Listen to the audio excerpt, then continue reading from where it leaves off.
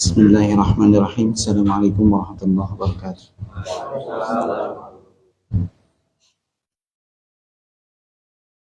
Innal hamdalillah nahmaduhu wa nasta'inuhu wa nastaghfiruh wa na'udzu billahi min shururi anfusina wa min sayyiati a'malina. May yahdihillahu fala mudilla lahu wa may yudlil fala hadiya lahu. Wa asyhadu an la ilaha illallah wahdahu la syarika lahu. Wa asyhadu anna Muhammadan abduhu wa rasuluh. Ya ayyuhalladzina amanu taqullaha haqqa tuqatih wa la tamutunna illa wa antum muslimun. Ya ayyuhan nasu taqu rabbakum alladzi khalaqakum min nafsin wahidah wa khalaqa minha zawjaha wa batha minhuma rijalan katsiran wa nisaa wattaqullaha alladzi tasaaluna bihi wal arham innallaha kana 'alaikum raqiba. Ya ayyuhalladzina amanu taqullaha wa qulu qawlan sadida yuslih lakum a'malakum wa yaghfir lakum dhunubakum wa may yuti'illaha wa rasulahu faqad faza fawzan 'azima amma ba'd. Fa inna asdaqal hadits kitabullah wa khairal hadi hadi Muhammadin sallallahu alaihi wasallam wa syarrul umuri muhdatsatuha wa kullu muhdatsatin bid'ah wa kullu bid'atin dhalalah wa kullu dhalalatin finnar. Jazakallahu khair.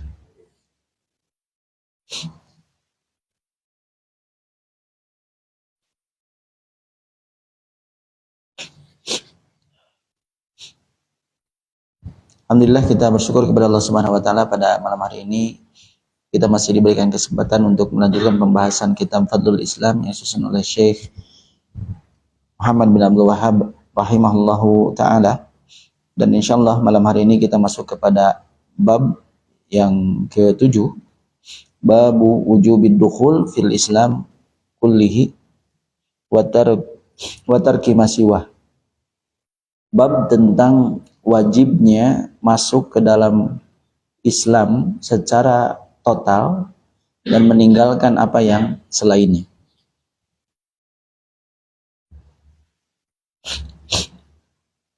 Pada bab ini, mu'allif rahimahullahu ta'ala akan menjelaskan tentang prinsip selanjutnya di dalam beragama Islam, yaitu bahwa setelah kita mengetahui terkait tentang keutamaan-keutamaan agama Islam, dan keutamaan itu tidak bisa diraih kecuali bagi orang yang memeluk agama Islam. Sudah dijelaskan tentang keutamaan-keutamaannya, itu semua nggak bisa diraih kecuali oleh orang-orang yang memeluk agama Islam. Dan juga tidak cukup hanya dengan masuk agama Islam, tapi mesti juga wa amila bi syara'ihi, mengamalkan syariat-syariatnya, lalu meninggalkan apa yang menyelisihi Islam. Inilah orang-orang yang dengan karakteristik seperti itu, merekalah yang akan mendapatkan keutamaan-keutamaan yang dijanjikan pada bab-bab awal dari kitab ini. Tidak seperti sebagian orang yang ia mengambil sebagian dan meninggalkan sebagian yang lain. Makanya pada bab ini mu'allif menekankan hal tersebut, bahwa hendaklah kita masuk ke dalam agama Islam itu secara total, tidak pilih-pilih, ambil sebagian, buang sebagian. Karena orang-orang yang mengambil sebagian pun artinya ia sudah menolak secara keseluruhan. Ya, ketika ia tidak mau menjalankan sebagian, artinya secara keseluruhan ia menolak. Allah Ta'ala berfirman di dalam surah An-Nisa ayat 150 sampai 151. Innal ladzina yakfuruna billahi wa rusulihi. Sesungguhnya orang-orang yang mereka kufur terhadap Allah dan rasul-rasulnya, wa yuriduna ayyufarriqu bainallahi wa rasulihi, dan mereka ingin membedakan, ya, memisahkan antara Allah dan rasul-rasulnya. Wa yaquluna, dan mereka mengatakan, nu'minu bi ba'din wa nakfuru bi ba'din, kami beriman kepada sebagian dan kami kufur terhadap sebagian yang lain. Wa yuriduna ayyattakhidhu baina dzalika sabila, dan mereka menginginkan untuk menjadikan ada jalan tengah di antara hal tersebut. Ulaika humul kafiruna haqqa. Mereka lah orang-orang kafir sesungguhnya. Wa a'tadna lil kafirina adzaban muhina, dan kami siapkan bagi orang-orang kafir adab yang menghinakan. Maka orang-orang yang beriman kepada sebagian Islam namun kafir kepada sebagian ajaran Islam yang lain, maka hakikatnya ia adalah kafir kepada keseluruhan.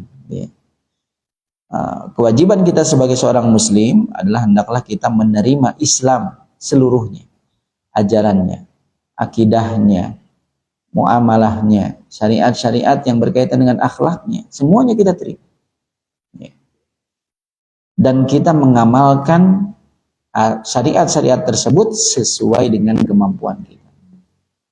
Kita terima itu kebenaran, itu al-haq yang berasal dari Allah Subhanahu wa taala.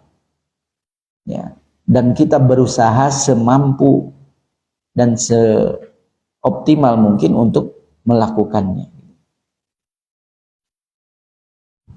Dan mu'allif di sini menyebutkan beberapa dalil. Di antaranya adalah firman Allah Ta'ala surah Al-Baqarah ayat 208. Allah Ta'ala berfirman, ya ayyuhalladzina amanu dukhulu fis-silmi kafah.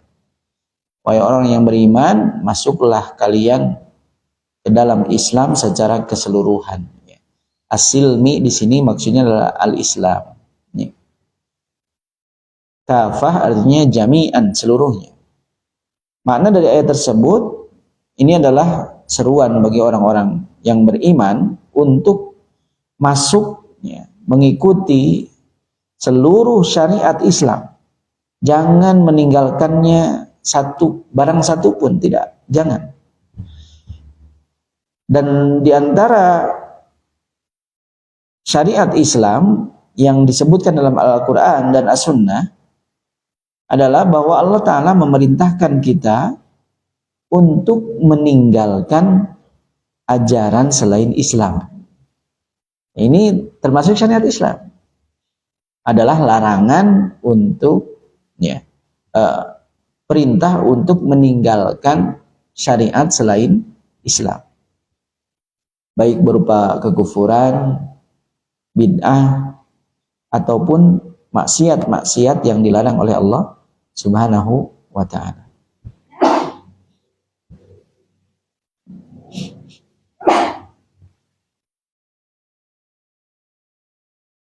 Kemudian pada dalil selanjutnya yang dikutip oleh muallif rahimahullahu ta'ala, yaitu surah An-Nisa ayat 60. Allah Ta'ala berfirman, alam tara ilal ladhina yaz'umuna annahum amanu bima unzila ilaika wa ma unzila min qablik. Apakah engkau tidak melihat orang-orang yang mereka mengira bahwa mereka beriman? Ya, mereka mengklaim bahwa mereka beriman terhadap apa yang telah diturunkan kepadamu dan apa yang telah diturunkan sebelummu. Ini baru sekedar klaim. Mereka mengaku-ngaku beriman. Beriman terhadap Al-Quran, beriman terhadap kitab-kitab sebelummu. Ya. Namun pada lanjutan ayatnya, di sini hanya sepotong dikutip oleh muallif. Disebutkan dalam lanjutan ayatnya, yuriduna ayyatahakamu ila taghut waqad umiru ayyakfuru bihi.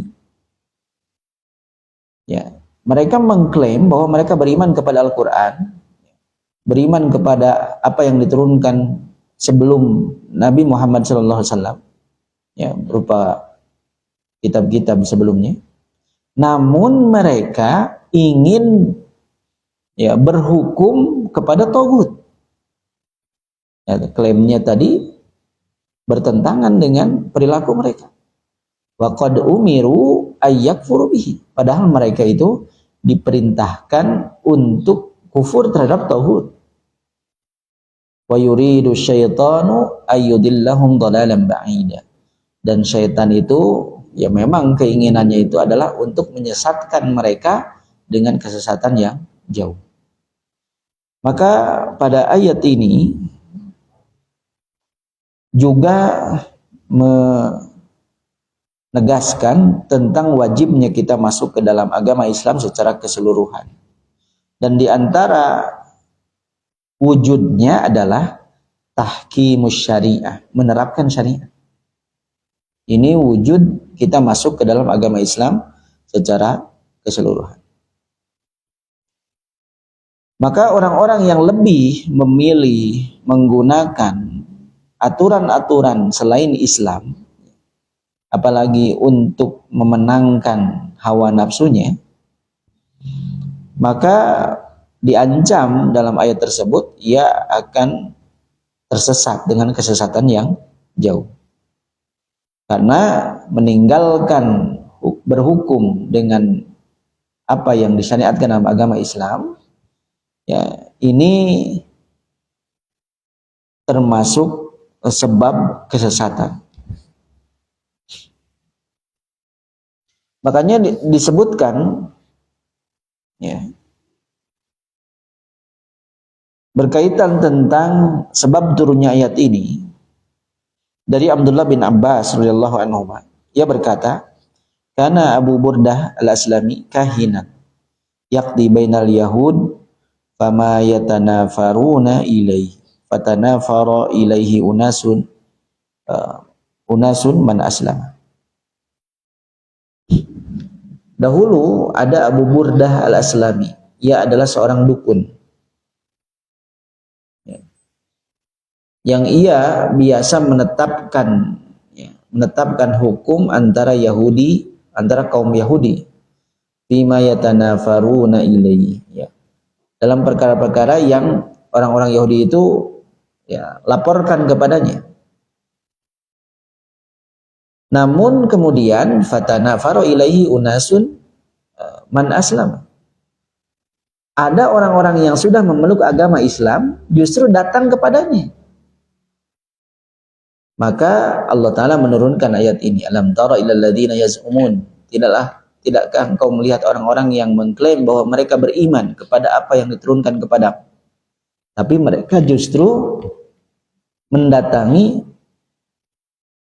dukunnya untuk meminta ketetapan hukum. Ya. Maka pertanyaan dalam ayat ini adalah bentuk pengingkaran. Jadi Allah Ta'ala dalam ayat ini mengingkari klaim mereka. Dan klaim beriman itu batal, seolah-olah ya, diingkari ketika mereka tidak berhukum, ya, menerapkan hukum sebagaimana yang telah Allah Ta'ala tetapkan.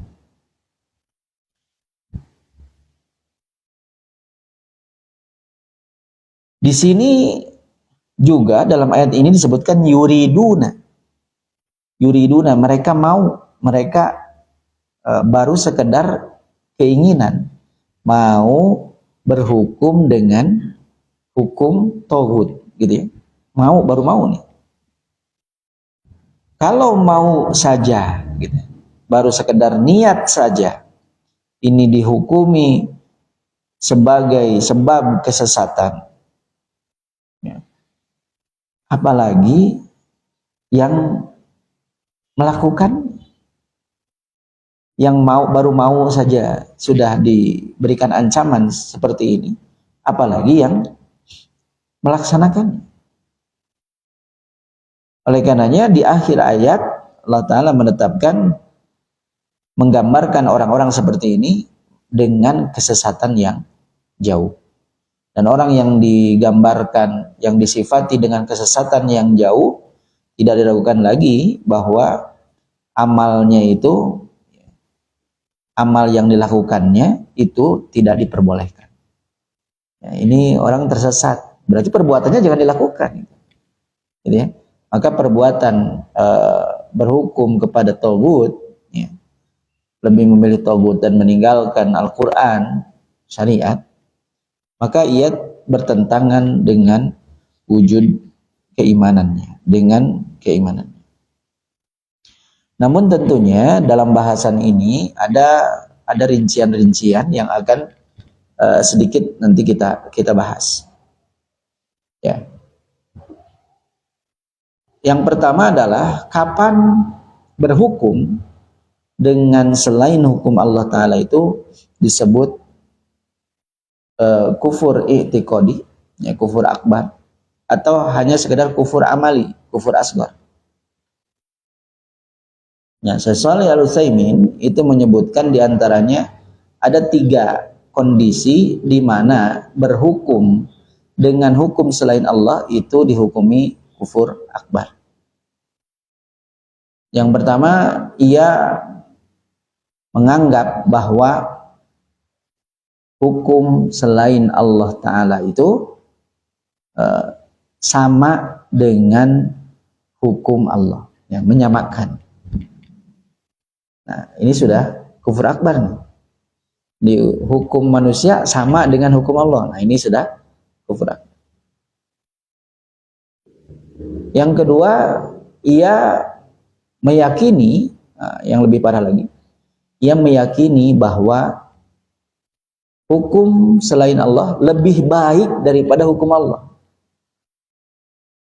Ya. Ini jatuh ke dalam kufur akbar. Kalau setara saja itu termasuk kufur akbar. Apalagi menganggap lebih baik. Yang ketiga adalah ia meyakini bahwa hukum Allah itu lebih baik, ya, dan lebih baik daripada hukum selainnya. Tapi berhukum dengan selainnya itu boleh. Ini membolehkan, ya. Membolehkan, itu pun masuk ke dalam kufur akbar.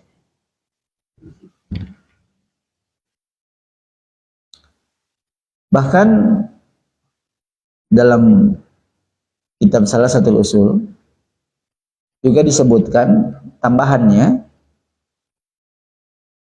kalau seseorang itu menganggap hukum Allah Ta'ala itu sudah tidak cocok lagi dan perlu ada penyesuaian. Nah, keyakinan seperti ini juga termasuk kufur akbar. Ya.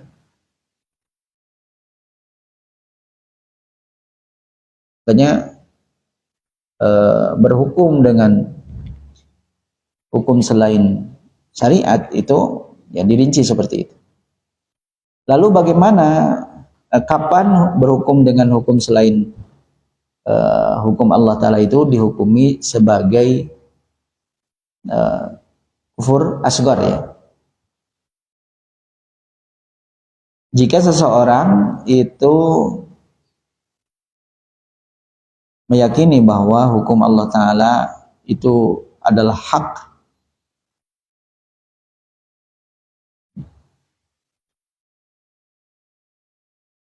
ya, dan lebih baik, namun ia menerapkan hukum tersebut, ya, karena tujuan dan kepentingan dunia. Ya, ia tahu itu salah, tapi ia tidak menggunakannya, ya, atau justru memilih hukum yang lain karena kepentingan dunia. Meskipun ia menyadari bahwa ia dalam itu adalah kesalahan. Dan ini adalah sebesar-besarnya maksiat. Meskipun tidak sampai kufur akbar. Ia sadar itu salah, tapi lumayan gitu. Untungnya besar. Ya.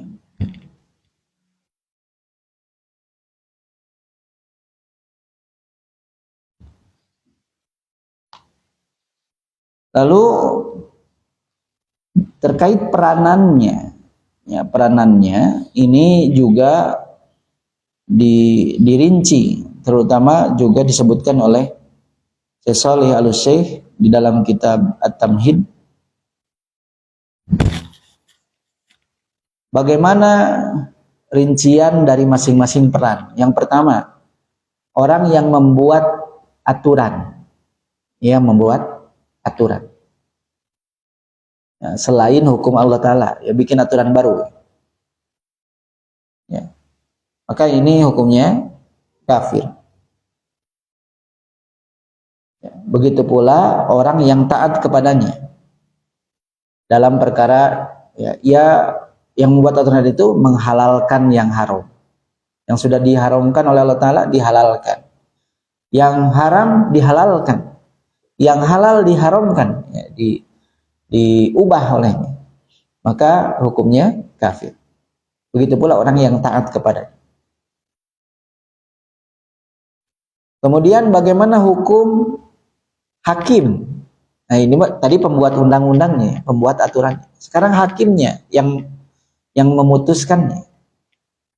Maka di sini ada beberapa rincian.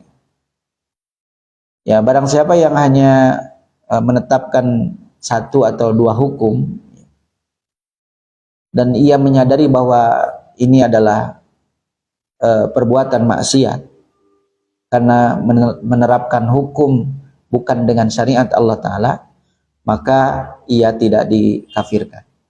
Ya, hakim tidak dikafirkan kalau ia menyadari bahwa ini maksiat, menerapkan hukum selain hukum Allah Ta'ala, kecuali ia menganggap halal. Kalau hakim ini menganggap halal, boleh pakai hukum yang dibuat oleh pembuat tadi. Nah, berarti ia membolehkan, menghalalkannya, maka ia kafir.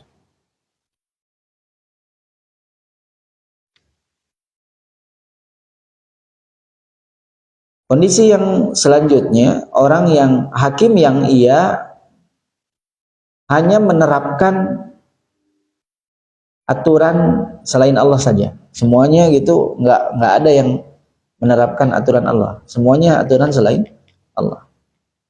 Bahkan memastikan manusia itu menerapkan hukum selain Allah. Maka ini pun ada dua rinciannya. Tidak dikafirkan sampai ia menghalalkannya. Kalau ia menghalalkan baru dikafirkan.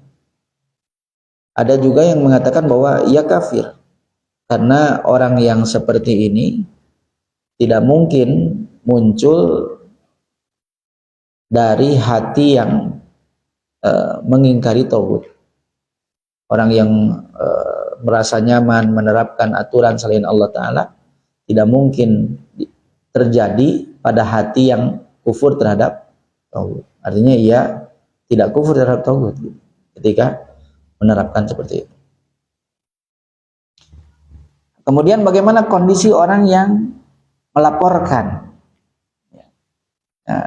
rakyatnya? Kalau tadi yang pembuat dan hakim, ini yang mau melaporkan. Ya.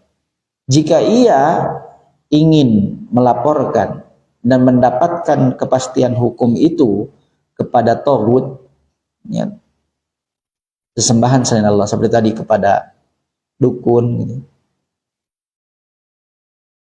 dan ia cenderung kepadanya, tidak membencinya, maka orang seperti ini kafir. Ia memilih untuk berhukum dengan selain hukum Allah Ta'ala. Jika ia, kondisi yang kedua, jika ia tidak ingin sebenarnya tidak ingin berhukum kepadanya, tidak ridho, namun ia terpaksa. Ya, ia terpaksa. Dan tidak bisa ia sampai kepada pemenuhan haknya kecuali dengan cara itu. Maka boleh baginya untuk berhukum dengan hukum tersebut, ya, untuk meraih haknya, untuk memperoleh yang jadi hak. Ya, meskipun secara detail pembahasan seperti ini sebenarnya panjang. Ya, berkaitan tentang penerapan hukum-hukum syariat.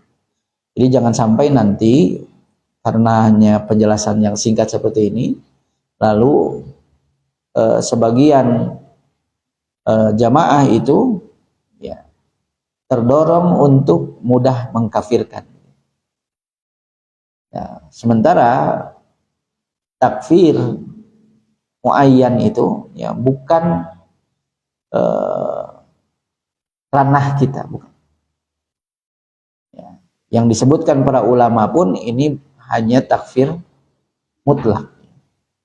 Ya, bagaimana perbuatannya itu dihukumi sebagai kekufuran, tapi jika berkaitan dengan person pelakunya, ya mesti ada syarat-syarat. Ya. Apakah ia memenuhi syarat takfir atau tidak? Apakah ada penghalang atau tidak? Makanya pembahasan tentang hal-hal seperti ini ya, jangan langsung ditelan bulat-bulat, ya, sehingga nanti tergelincir kepada vonis takfir secara serampang. Ini dilarang. Ala kulli hal, ayat ini mengingatkan kepada kita semua bahwa masuk ke dalam agama Islam secara keseluruhan di antara wujudnya adalah menerapkan syariat. Walhamdulillah di negara kita di mana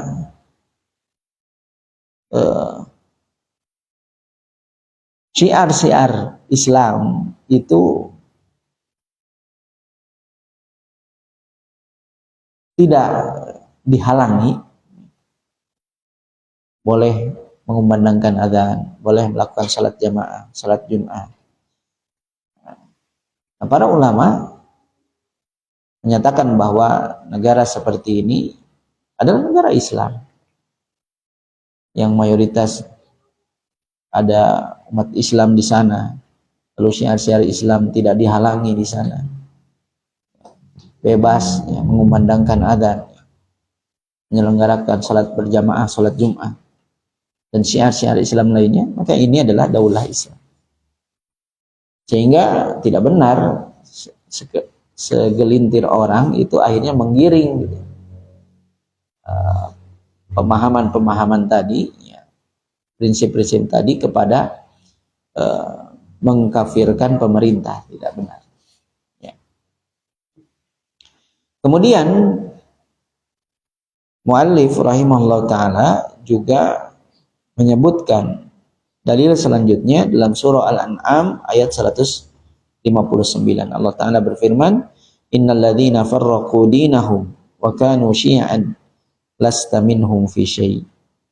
Sesungguhnya orang-orang yang mereka memecah belah agama mereka dan mereka berkelompok-kelompok, lasta minhum fi syai', engkau tidak bertanggung jawab atas mereka sedikit. Ayat ini mencela perbuatan ahlul ahwa, orang-orang yang mengikuti hawa nafsu. Dan di antara ahlul ahwa adalah ahlul bid'ah, orang-orang yang berbuat bid'ah. Karena orang-orang yang membuat bid'ah, muhdatsat, hakikatnya mereka mengikuti hawa nafsu dan tidak mengikuti syariat, tidak masuk ke dalam Islam dengan sebenarnya, dengan secara total. Bahkan mereka memecah belah agama mereka sehingga jadi berkelompok-kelompok. Padahal kaum muslimin itu adalah jama'atun wahidatun wa hizbun wahidun. Jamaah satu dan kelompok yang satu. Fala yanqasimuna ila ahzabin wa jama'atin.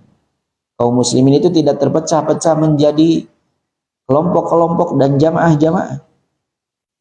Wa kullun yad'u ila hizbihi au ila jama'atihi, yang masing-masing itu mengajak untuk ikut kelompok. Tidak seperti itu.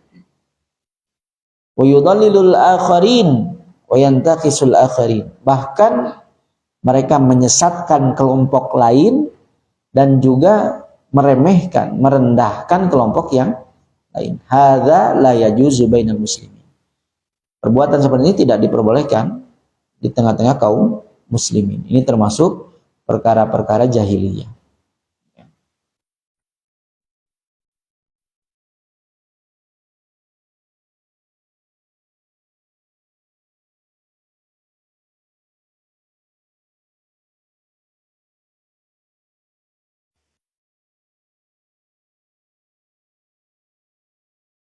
Maka kaum muslimin hendaklah mereka bersatu di atas Al-Quran dan As-Sunnah. Sebagaimana firman Allah Ta'ala, فَإِن تَنَازَعْتُمْ فِي شَيْءٍ فَرُدُّوهُ إِلَى اللَّهِ وَالرَّسُولِ. Jika kalian berselisih pada suatu perkara, maka kembalikanlah perkara tersebut kepada Allah dan Rasul. In kuntum tu'minuna billahi wal yawmil akhir, jika kalian benar beriman kepada Allah dan hari akhir. Dzalika khairu wa ahsanu ta'wila. Itu adalah lebih baik dan lebih baik terhadap pendapatnya, kelompoknya atau jamaahnya.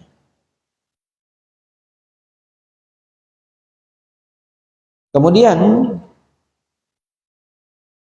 mu'allif melanjutkan, qala Ibnu Abbas radhiyallahu anhuma.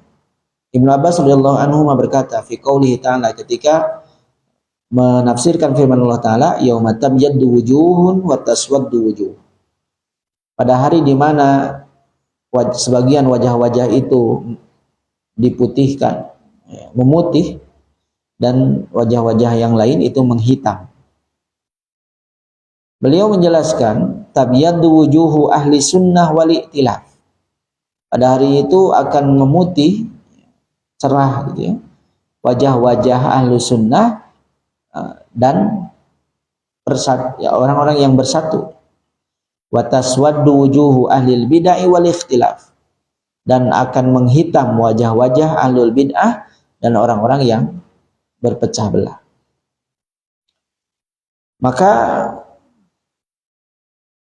pada perkataan ini Ibnu Abbas radhiyallahu anhuma menyebutkan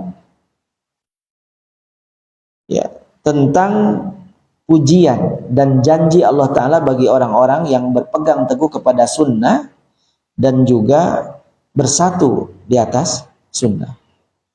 Ya.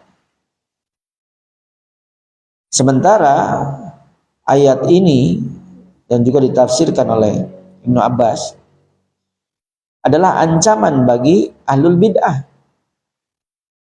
dan orang-orang yang berpecah belah di dalam agamanya.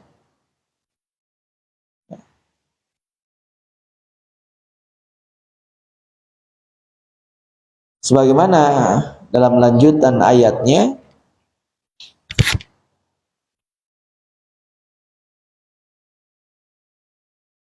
Allah Ta'ala berfirman, wa ammal ladzina biyaddat wujuhuhum fa fi rahmatillah hum fiha khalidun. Adapun orang-orang yang wajah-wajahnya memutih, maka mereka berada di dalam rahmat Allah Ta'ala, mereka kekal di dalamnya. Sementara pada ayat berkaitan tentang ahlul bid'ah, fa ammal ladzina swaddat wujuhuhum akafartum ba'da imanikum. Adapun orang-orang yang menghitam wajah mereka, apakah kalian kufur setelah keimanan kalian? Maka rasakanlah fadzuqul azab bima kuntum takfurun, disebabkan apa yang telah kalian kufuri. Maka para ulama berdalil dengan ayat ini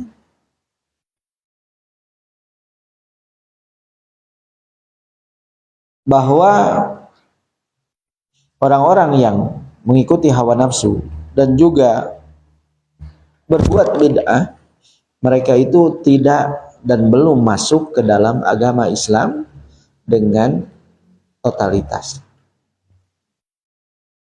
Dan perkataan ini dinukil oleh Ibnu Katsir rahimahullah taala di dalam tafsir beliau rahimahullah, ya, yakni yaumal qiyamah hina tabyaddu wujuhu ahli sunnah wal jamaah wa taswaddu wujuhu ahli bid'ah wal furqah. Nah, ini terjadi pada hari kiamat ketika wajah-wajah ahlu sunnah dan ahlu sunnah wal jamaah itu memutih dan menghitam wajah-wajah ahlul bid'ah dan wajah yang perpecahan, ya, suka berpecah belah. Kemudian dari Abdullah bin Amr radhiyallahu anhuma, ia berkata, Rasulullah SAW bersabda, la ya'tiyanna ala ummati ma ata'ala bani Israel hadwan na'li bin na'li. Akan datang kepada umatku apa yang datang kepada Bani Israel, seukuran sendal dengan sendal, selaras gitu, sama. Hatta in kana minhum man ata ummahu alaniyatan, bahkan jika ada di antara mereka, yaitu Bani Israel, orang yang menggauli ibunya secara terang-terangan, kana fi ummati may yasna'u dzalika, maka pada umatku pun akan ada orang yang melakukan hal itu. Wa inna Bani Israil tafarraqat ala thintaini wa sab'ina millah. Sungguhnya Bani Israil itu berpecah belah menjadi 72 kelompok. Wa tamamul hadis qauluhu wa taftariqu hadhihi al-ummah ala 73 millah. Dan lanjutan dari hadis itu adalah sabda Nabi SAW, dan umat ini akan berpecah menjadi 73 golongan. Kulluhum finnar, semuanya ada di neraka, illa millatan wahidatan, kecuali hanya satu kelompok saja. Qalu, maka para sahabat bertanya, wa man hiya ya Rasulullah, siapa itu wahai Rasulullah? Qala ma ana alaihi washabi, yaitu orang-orang yang mengikuti sunnahku dan sunnah para sahabat. Ini hadis diriwayatkan oleh Imam At-Tirmidzi. Falyata'ammalul mu'minu alladhi yarju liqa Allah kalam as-sadiqil masduq. Maka hendaklah seorang yang beriman itu yang mengharap pertemuan dengan Allah, ia merenungkan ucapan Rasulullah SAW ini di hadzal maqam, khususan terutama qaulahu ma ana alaihi wa ashabi. Hendaklah ia merenungkan bagian ini, apa yang aku berada di atasnya dan juga para sahabatku. Ini menjadi nasihat terbesar bagi kita yang ingin masuk ke dalam agama Islam secara total. Caranya ini, mengikuti ma'ana alaihi wa ashabi, kata Rasulullah SAW. Apa yang Rasulullah dan para sahabat ada di atas jalan tersebut, ikuti jalan itu. Ya. Maka ini akan mengantarkan kita kepada Islam yang secara total. Ya li hadhil mau'izati law wafaqat minal qulubi hayatan. Ya, alangkah berharganya nasihat ini jika hati-hati itu dalam keadaan hidup ketika menerimanya. Hati yang hidup itu akan merasakan dan bisa merenungkan nasihat tersebut. Dan ini pun diriwayatkan dari hadis Abu Hurairah dan disahihkan, akan tetapi laisa fihi dzikrun nar, tidak disebutkan di dalamnya penyebutan neraka gitu. Pada hadis yang diriwayatkan dari Abu Hurairah. Begitu pula dari hadis Muawiyah yang diriwayatkan oleh Imam Ahmad dan Abu Dawud, bahkan di dalamnya ada tambahan annahu sayakhruju min ummati qaumun tatajaru bihim tilkal ahwa kama yatajaral kalabu bi sahibihi fala yabqa minhu irkun wala mifsalun illa dakhalahu. Ya, maka akan keluar dari umatku suatu kaum yang mereka akan dijangkiti oleh hawa nafsu sebagaimana penyakit rabies itu ya menjangkiti pemiliknya. Fala yabqa minhu irkun wala mifsalun illa dakhalahu. Tidak tersisa darinya urat dan sendi kecuali virus itu, penyakit itu akan memasukinya.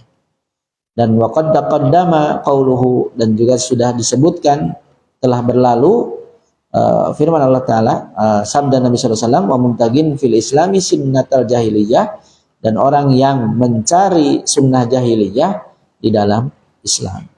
Ini semua adalah penjelasan dari muallif terkait perintah untuk masuk ke dalam agama Islam dan meninggalkan selain Islam. Masuknya secara total, ya, tidak menerima sebagian dan meninggalkan sebagian yang lain. Itu saja yang bisa Anda sampaikan. Mudah-mudahan apa yang kita pelajari pada pertemuan kali ini ada faedah dan manfaatnya. Naktafi bihadzal qadar. Subhanakallahumma wabihamdika, asyhadu an la ilaha illa anta, astaghfiruka wa atubu ilaik. Assalamualaikum warahmatullahi wabarakatuh.